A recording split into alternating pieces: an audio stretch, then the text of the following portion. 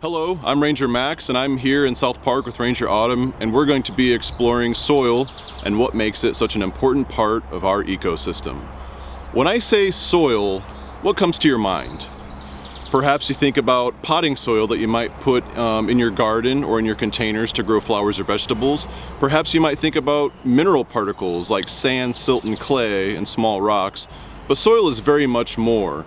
Soil actually comprises all of the life below our feet, the liquids, the air spaces, those mineral particles, decaying organic matter, and myriad living organisms. If we take a look at some good healthy soil here, we should remember healthy soil is alive. And although we can't see them all, in a big double handful of soil like this, there can be more living organisms than there are humans on Earth. So we're going to explore what lives in the soil and what we can do to help keep our soil healthy. Hi, I'm Ranger Autumn, and I want to start out today by exploring with you one of the most important processes that contributes to our healthy soil, and that is decomposition. So let's start exploring that concept by thinking about the question, what happens to any single living organism on planet Earth when it dies? All organisms on planet Earth are recycled when they die, so all of the carbon, nitrogen, and nutrients that make that organism up get broken down and returned to the ecosystem by decomposers. Decomposers are organisms like earthworms, fungus, microorganisms, including bacteria, which is one of the heavy lifters in our cleanup crew or janitors of the ecosystem, all of these wonderful decomposers that we have. So what would happen if all of the decomposers on planet Earth stopped doing that heavy lifting? They stopped doing that job for us. Things would just pile up.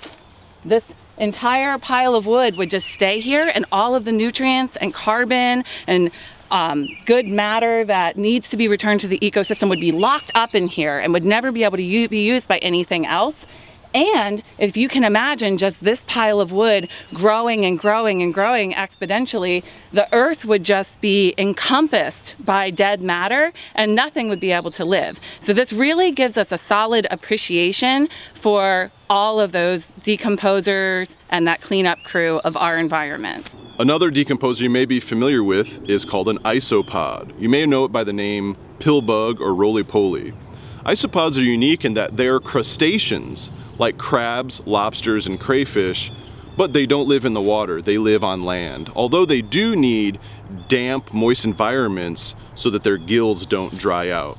You may find isopods under rotting logs, rocks, or anywhere where there's a lot of their food source available, and that's decaying vegetative matter. Both earthworms and isopods are important to the soil ecosystem because they in turn are food sources for other organisms in the environment. Lots of small mammals eat isopods and earthworms as a major part of their primary food source. And a good example of this is actually the eastern mole. Moles consume up to between 70 and 100% of their body weight every single day in earthworms and grubs, which are beetle larvae. So let's think about what our lives would be like if we, as people, lived underground. We wouldn't be very successful at it, but let's think about what the challenges would be. Digging, we don't really have hands built for digging. We'd probably get a lot of soil in our nose and our eyes and our ears, and it would probably be really hard to find food in the dark, right? So moles have these really special adaptations, and one of the coolest ones is that they have paddle-like front feet with long claws on them, and they're perfect for digging and tunneling through the soil. They also have a short, dense, soft fur that offers no resistance whether it's pushed forward or backward, which helps them to move really efficiently through their tunnels underground. So going back and thinking about getting soil in your nose and your eyes and your ears, moles don't have that problem because they actually have really tiny eyes that are fused shut And this helps to keep soil out of them, but they don't actually need their eyesight. They just need to sense lightness or darkness. And their ears as well aren't external like ours, but they have holes in the sides of their ears that are also covered with dense fur that keeps the soil out. So that's kind of how they're able to move underground and how they're able to keep soil out of themselves.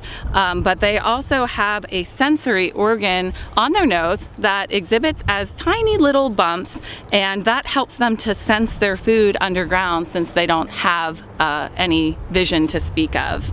So we've kind of explored the soil from the teeny tiniest microorganisms all the way up to some of the mammal friends that call the soil their home all the time. So we've taken just a small glimpse at the complex world of the soil beneath our feet. And remember, healthy soil is alive, and the actions we take above ground can have an impact on the ability for the soil to be alive and to thrive below ground. So consider planting native plants, avoid broad pesticides that not only target species that we want to eliminate, but could harm beneficial organisms, and be really careful with pollutants like road salt and oil in your environment. Next time you're in the parks or in your neighborhood, take a minute to appreciate the importance and complexity of the soil beneath our feet, and thank you for joining us today in South Park.